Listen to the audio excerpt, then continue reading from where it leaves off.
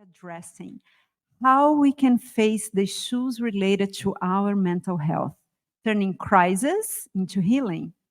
The topic will be taking action to heal a world in distress. They will talk about ourselves as integral beings who need to be treated in all aspects of body, mind, and spirit.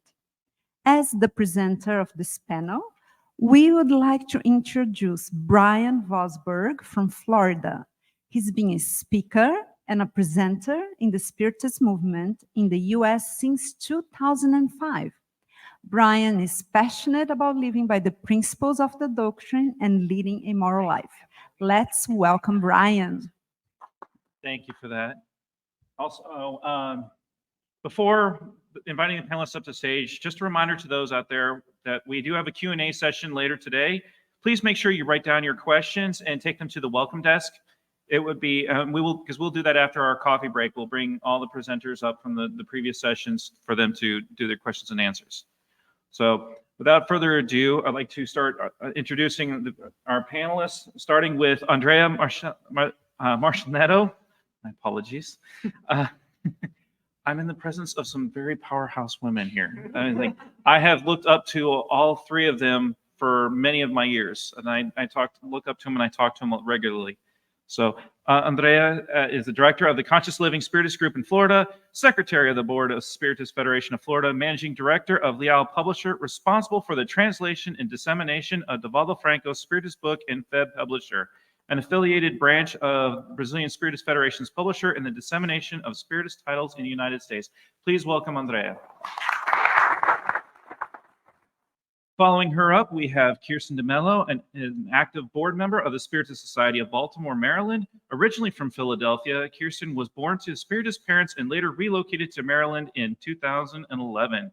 She has been very involved with the Spiritist movement, having participated in events like the Spiritist Medical Congress and various Spiritist symposiums across the United States. Let's welcome Kirsten to the stage.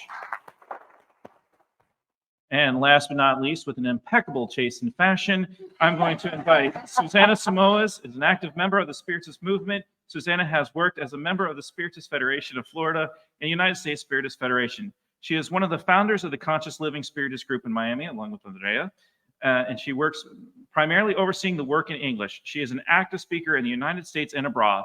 Please welcome Suzana to the stage. Now, we were all having our little discussion before coming here today, and we were talking about how we were going to take a look at the world in distress and taking it from three interesting points of view. How, and in many ways, it came into being a little bit of Charles Dickens' A Christmas Carol, because we're going to talk a bit about the past, present, and future.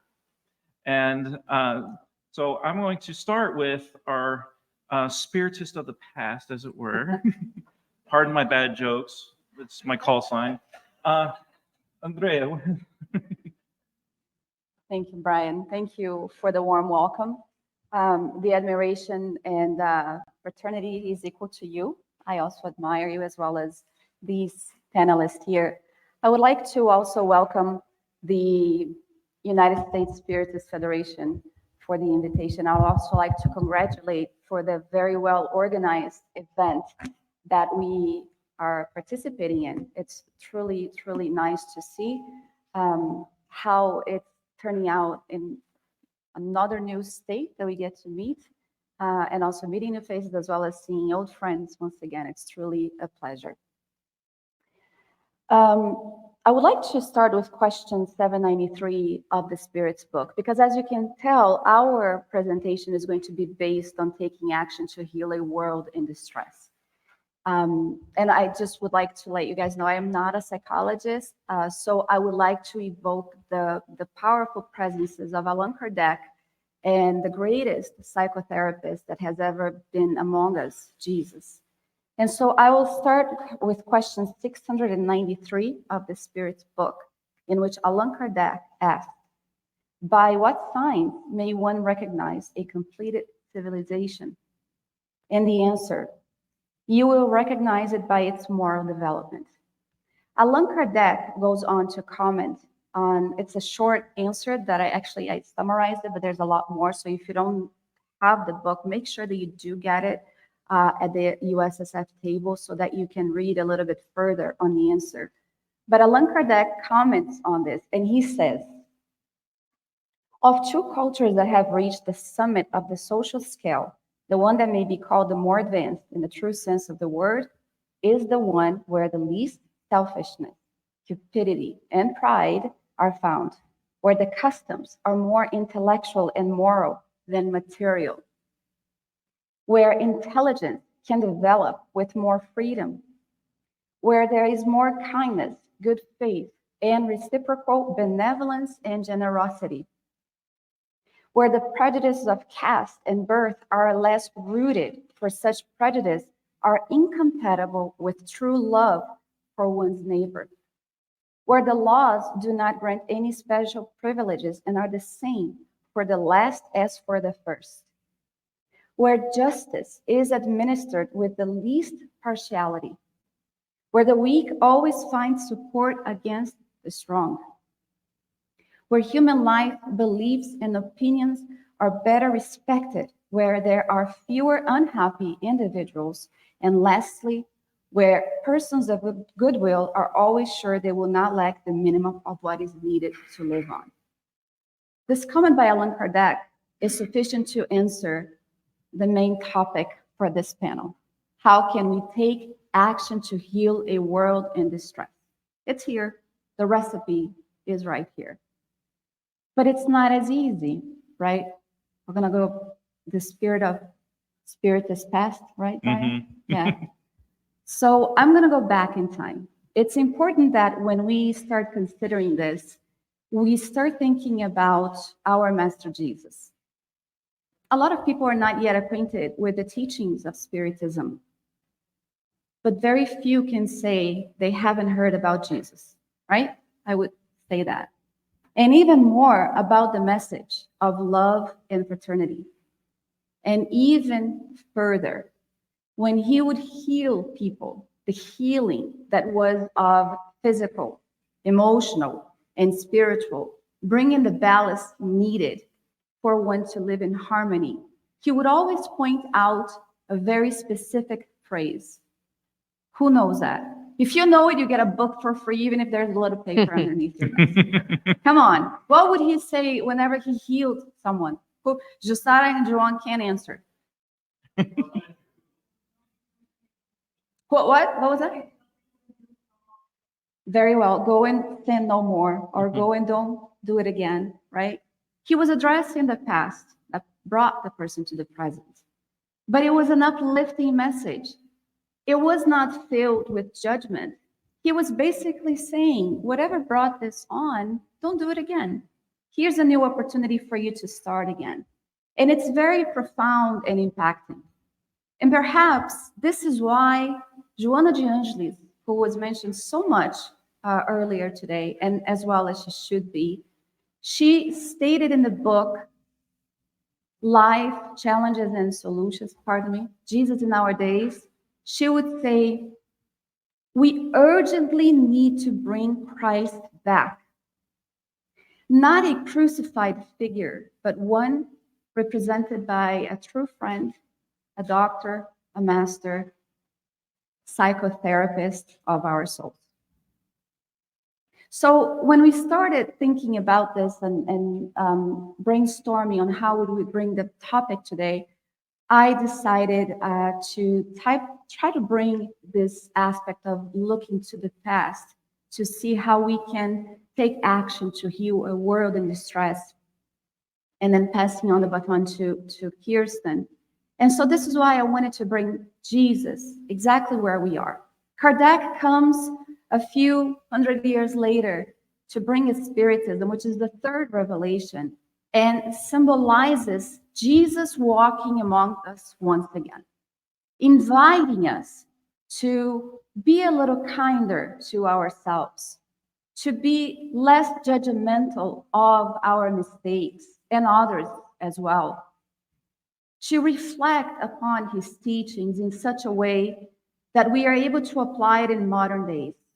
Our history, our world is going through one of the most important aspects when we consider the law of progress and how far we have come at this time.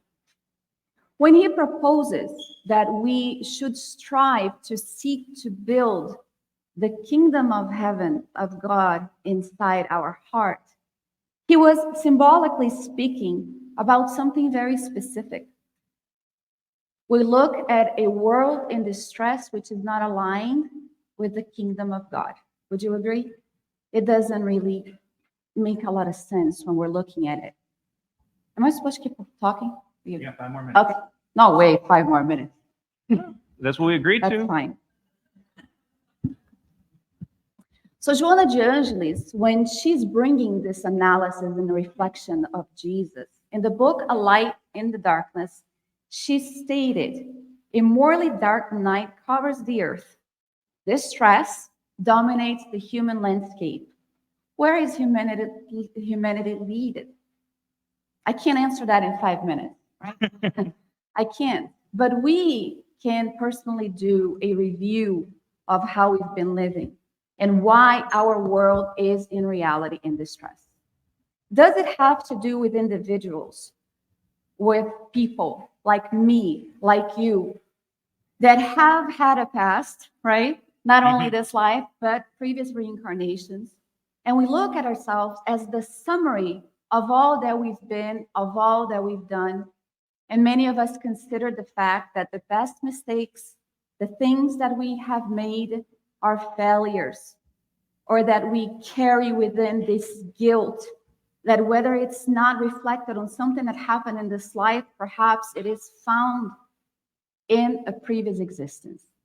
And it is actually emerging as an opportunity for us to take a deep look, utilizing the opportunity of reincarnation that we have at hand to work out the knot, that which is still bringing pain, disharmony, imbalance in every possible way, spiritually, physically, emotionally, which is why we are talking about this topic today.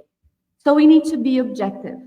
We thought about the great characters in the Gospels that we've so come to admire. Paul of Tarsus, on his way to Damascus, saw Christ, inviting him to seek another objective of living. Mary of Magdalene, after encountering him, left that madness of living behind. Zacchaeus, the law tax collector, who after meeting Christ also took a way of living that was completely different from what he was living. But what if they had stalled in their steps, considering they have just met the most perfect being on the earth, and said, oh my God, I am so filled with remorse, I'm not going to be able to go forward. And in a letter that Paul wrote to the Philippians, chapter 3, verses 13 through 14, he left us with an invaluable tip. He said, brothers and sisters, I do not consider myself yet to have taken hold of it, but one thing I do, forgetting what is behind and straining forward towards what is ahead, I press on toward the goal to win the prize for which God has called me heavenward in Jesus Christ. Basically, he's telling us not to look back at past failed relationships, but rather experiences that brought us to where we are. Memories, the type of temptations that took us to where maybe mistakes were made. To stop dwelling so much on what happened and rather use it, utilize it to make an impact today. In seeking spiritual path to mental balance, in taking action to heal a world in distress, one of the main teachings of Jesus was mentioned today earlier was love your neighbor as yourself. As yourself. There is a lot of people not feeling love for themselves. And to finalize, I would like to leave you with a phrase from Martin Luther King, very impactful, that perhaps summarizes how we can take action to heal a world in distress while we're healing ourselves from past mistakes. He stated, on the parable of the Good Samaritan, I imagine that the first question the priest and the Levite asked was, if I stop to help this man, what will happen to me? But by the very nature of his concern, the Good Samaritan reversed the question. He said, if I do not stop to help this man, what will happen to him? Thank you so much. Bringing this forward to the presence, we will now bring the floor to Kirsten. Well, good afternoon, everyone. Thank you all for being here, and it's an honor to be here and amongst my esteemed colleagues. I kind of wanted to, we did spend a good amount of time preparing this and having discussions and ruminating about this topic. It's such an important topic, mental health, as it relates to spirituality and obviously under the guise of Spiritism. When you think about death, and you think about a loved one dying, now bear with me here. You might be like, we're not talking about death in this panel. Hold on. Just stay with me for a second, okay? When we talk about death, or we think about, older generation, older people dying, of this disease or that disease, you don't often think, or we don't often realize that one of the number one killers is not heart disease. It's not cancer. Those are in the top 10, top 5. One of the top killers, which has been increasing in our world, suicide. So tell me that mental health is not important. And we can show you statistics. Who here is familiar with the story of the prodigal son? Anybody? 2 people, 3, 4, 5. Come on, people, come on. Oh, I see about a third. Hands, of the wave them audience. high, be proud. All right. What happened with the prodigal son? He took all his dad's money, he spent all of it, and then eventually he came back, right? But nobody ever talks about how long it took for him to come back. Why is that? It took him a while, even after he had blew through his dad's money, his whole inheritance. You would think, why didn't he just go back? His dad would have loved him and taken him back sooner. But there is a few key components that, much like the prodigal son, is in us as well, that we suffer from. Anybody know what that might be? Pride. And what else? Guilt. Shame. One more. Right there. Ego. Oh, yeah, good. Shame and guilt. It keeps us from being like that prodigal son, getting back on the straight and narrow. And a very important aspect, I'm going to share this book here in a second. A very important aspect when we talk about the title of today's panel, how do we take action? Because the reality is, we know that there's a tremendous amount of suffering. What do we do? What do we do? Mm-hmm. So I think I speak for the panel here when I say that we are not far removed from anyone else on this panel. We too have walked through literal hell on earth, through darkness, have experienced that firsthand, and what that feels like. And what it feels like to be a Spiritist, to be a Christian, and to not be able to combat that darkness with all the knowledge you have in the world. What comes with that? Guilt, shame, lots of shame. That holds us back, Joanna says. And I don't know how many of her books that are out there. Times of Health and Conscientiousness, Existential Conflicts, which is outside to purchase. So many of her books, as well as I have to mention the notable Dr. Brené Brown, who Sue and I have a fond love of her and her research on shame, and how looking at that, how important it is for us to acknowledge, especially as Spiritists, as Christians, to say and acknowledge, as my friend Dan Assisi yesterday, call a spade a spade. Call it what it is. We all fall short. We are all prodigal children, every single one of us. And so, Andreia, you mentioned something when you were talking. What if, the disciples who also committed, wrongdoings, what if they would have given up? What if Paul would have been like, I murdered too many people? What if he just gave up? We wouldn't have the Saul who turned Paul. But someone did give up. Someone who to this day in history, even within Christianity, who we don't often talk about, that we vilify, Judas. He could not face what he had done. Oftentimes, the story that we're told is that Judas gave Jesus up. He was a traitor. If you read in the book Boa Nova or Good News, you learn that Judas, in his mind, he thought he knew more than Jesus. He said, I'm going to do some PR work for Christ. I'm going to get him known. But that backfired. And when he realized what he had done, he could not come to terms with it, and he took his life. How do we come to terms with our darkness? Simple.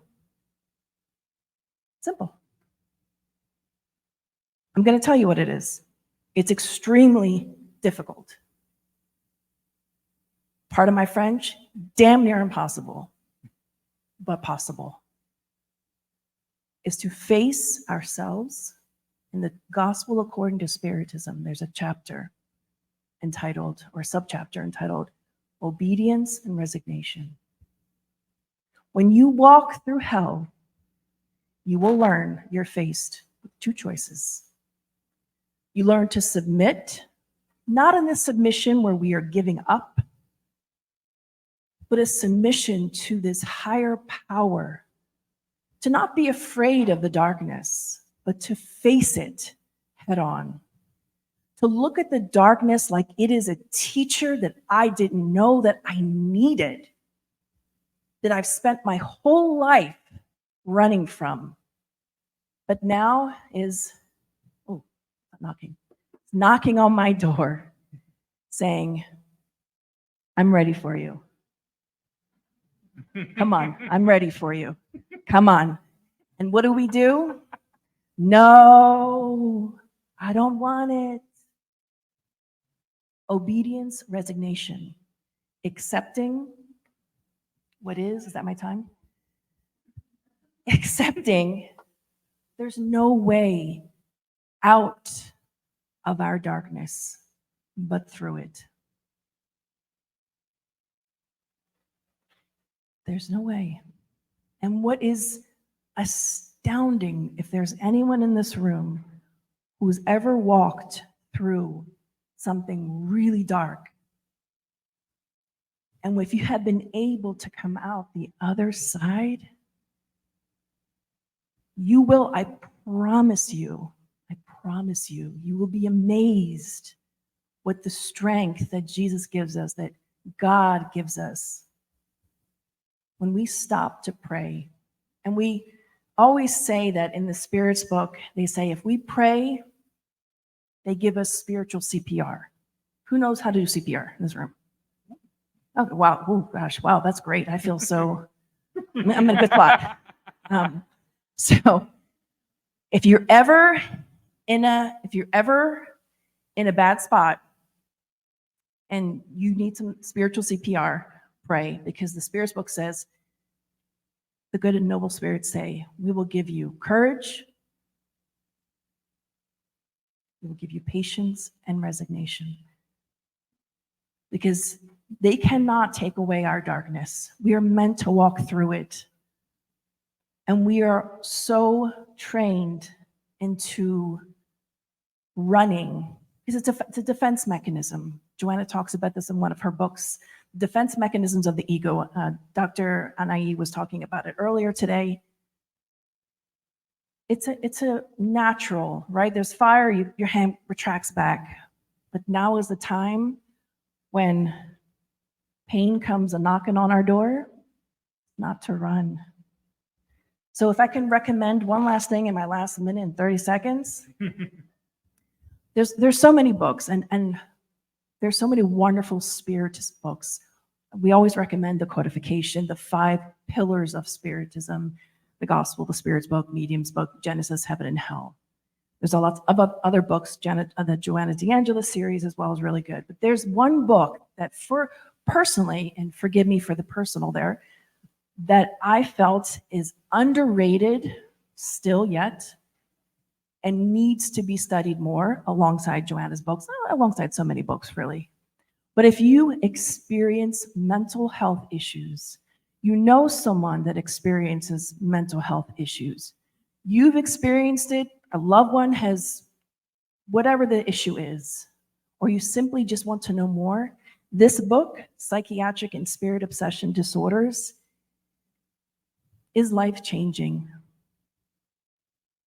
The information that they share. So friends, if I can tell you one last thing, never give up. There is hope. Thank you very much. Always.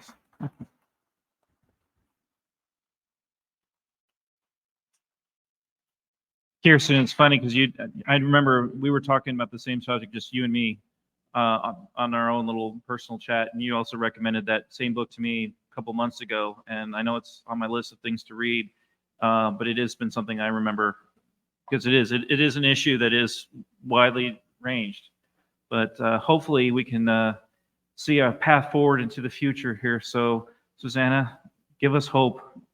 Lay us down the path. I will do my best. So thank you both for a great start. Andreia brought to us the role of the past in mental health issues, and I think it highlights to us the importance of forgiveness. I think Kirsten talked about this very incredible barrier that we have in our societies, unfortunately. Although we have done tremendous amount of progress with mental health and breaking the stigma, how many of us is truly comfortable in sharing our darkness, in our spiritist centers without the fear of being seen as weak or what's wrong with you or where is your faith? So it's important that we talk about this. It's important that we take action, and there is action that each one of us must take. The action is to continue to disseminate Spiritism, and the action is to develop an awareness that mental health issues is not something that someone else has. It's very much part of our humanity. I would like to remind all of us that we live in a planet of trials and expiations, and in the Gospel, chapter 3, we are told that this planet is a hospital.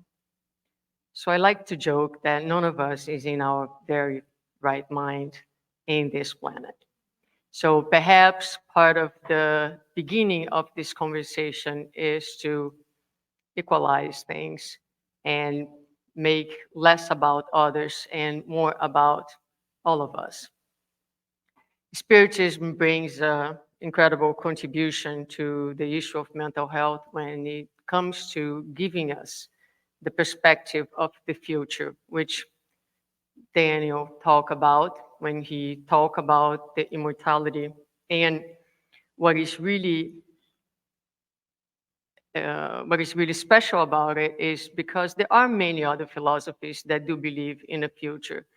But this future is very fuzzy, it's abstract. And Spiritism offers us a future that is something that we can lean on, an idea of a concrete future. So much of our anxiety comes from uncertainty, from questions that we have. So it's important to know what is in this future so that we can take the first action, which is, along with forgiveness, with self-love, it is to study. It is to understand who we are and what is that is ahead of us. So I want to build a very beautiful cathedral. And so Spiritism offers us some really important bricks in this construction and in the understanding of the future. So it puts life into this much broader perspective, whereas now we understand that we existed before coming here.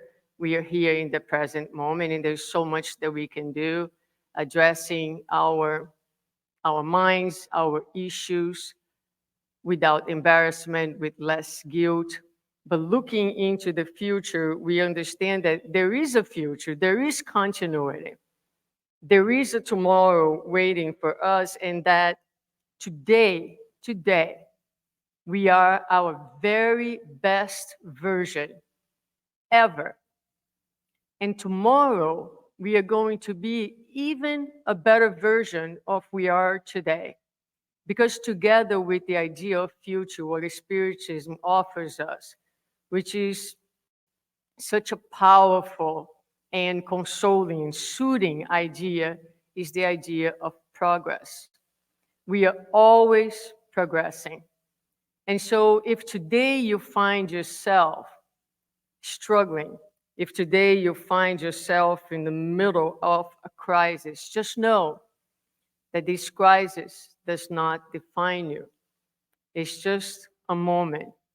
And it is the law that things progress, that things pass, that better days come. So not only your dark moment does not define you, it is just that. It is a moment.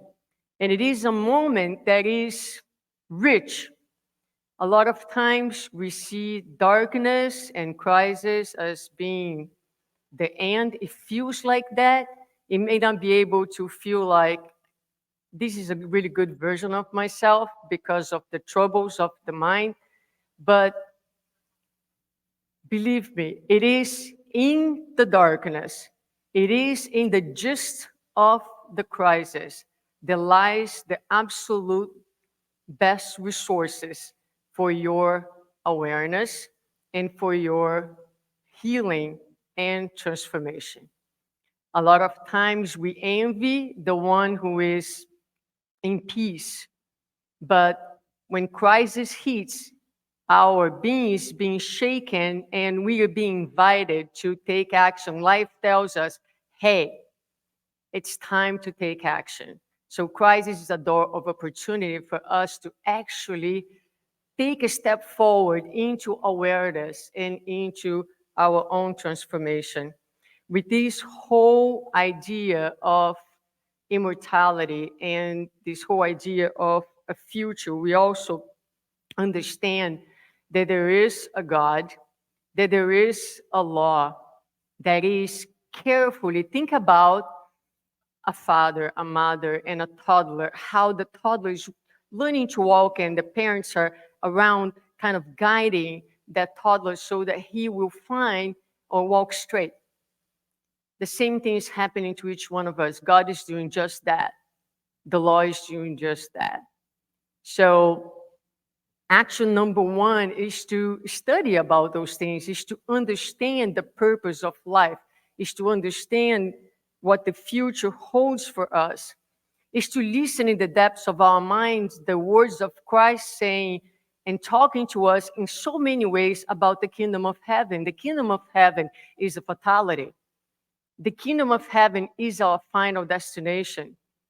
No matter how troubled you are right now, It is God's will that you experience the kingdom of heaven, meaning health, meaning abundance, meaning inner peace.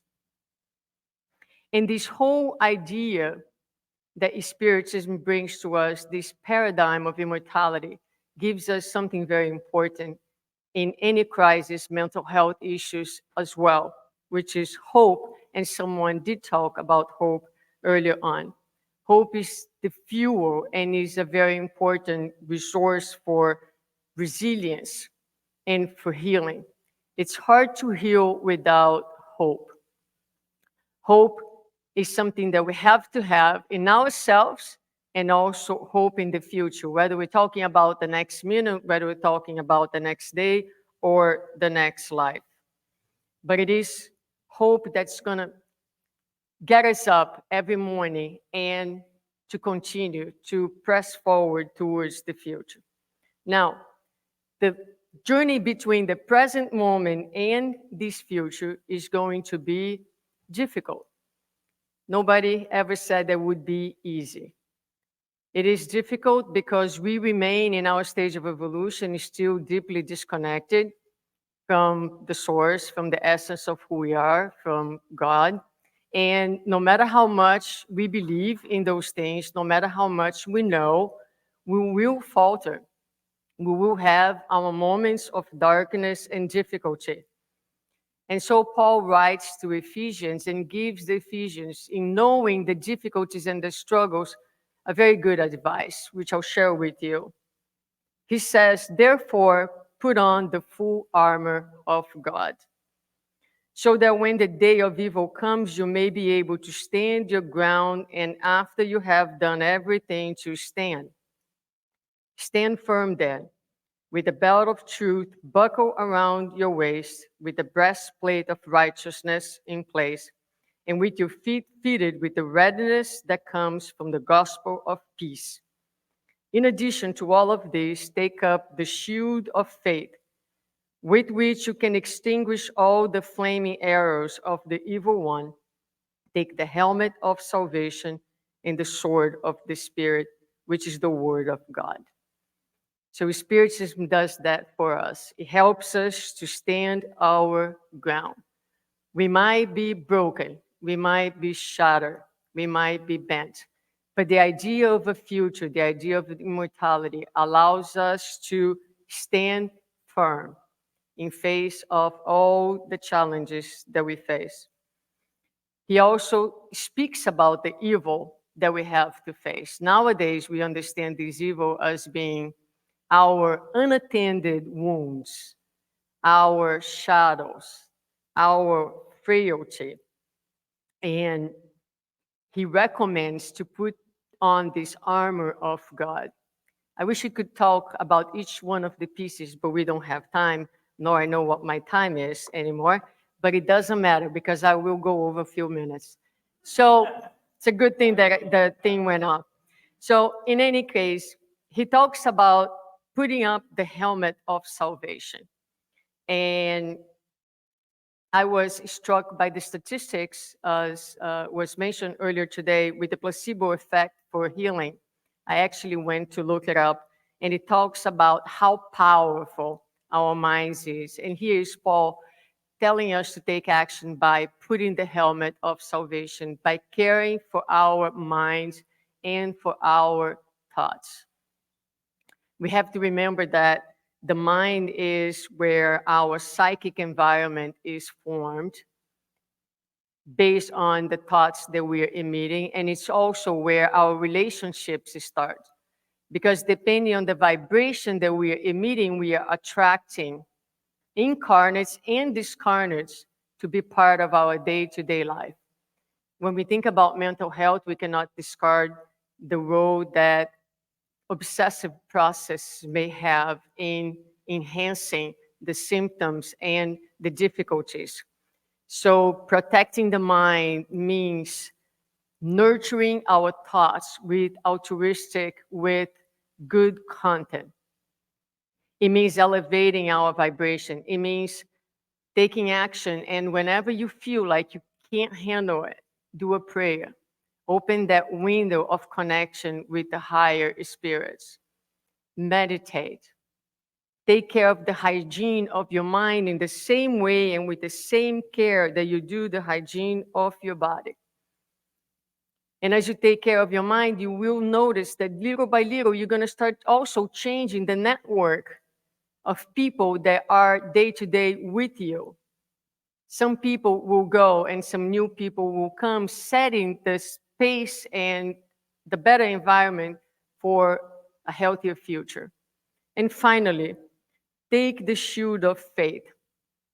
If hope, Emmanuel says in the book called The Consoler, that hope is the light of the moon in the darkest of the nights, but faith is the sun, is the light of the sun. This morning, as I reviewed this small talk, I was sitting on a desk and I saw the sun rising behind the screen of the computer, and I thought to myself, this is faith.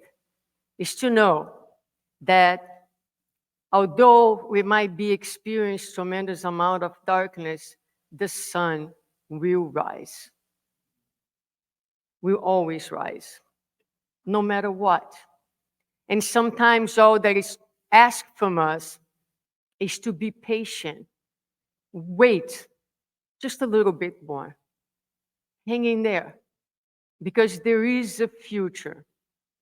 And faith is the moment where, although we know everything, and part of the problem that we face in our humanity is that we partially know. We know intellectually, but we don't know yet wholeheartedly about all those things that I'm talking about.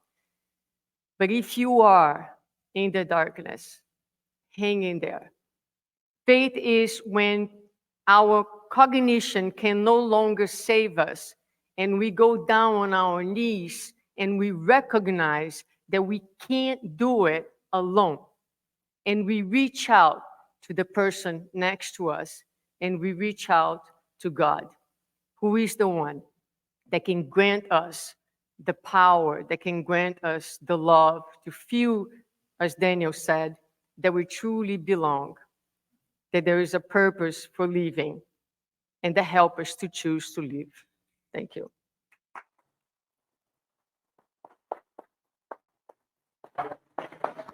Talking about your little lecture here with the armor and stuff like that. And I know for me personally, as being war buff myself, I remember that the phalanx for the Greeks, when they lock shields of faith together with other people, you become stronger.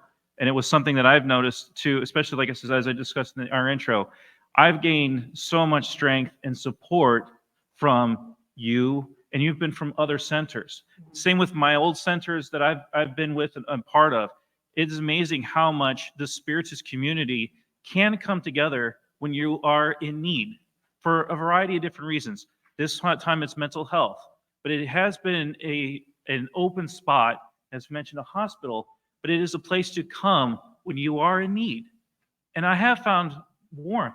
I have found a home coming to a Spiritist center whenever I'm in trouble. And this is something that, like I said, this is a topic, I know for me personally, I'm taking this one very personal. And it's something that, like I said, the Spirit Center has been there for me to help me. And the topics that you've brought here today have also been very wonderful and helpful for me.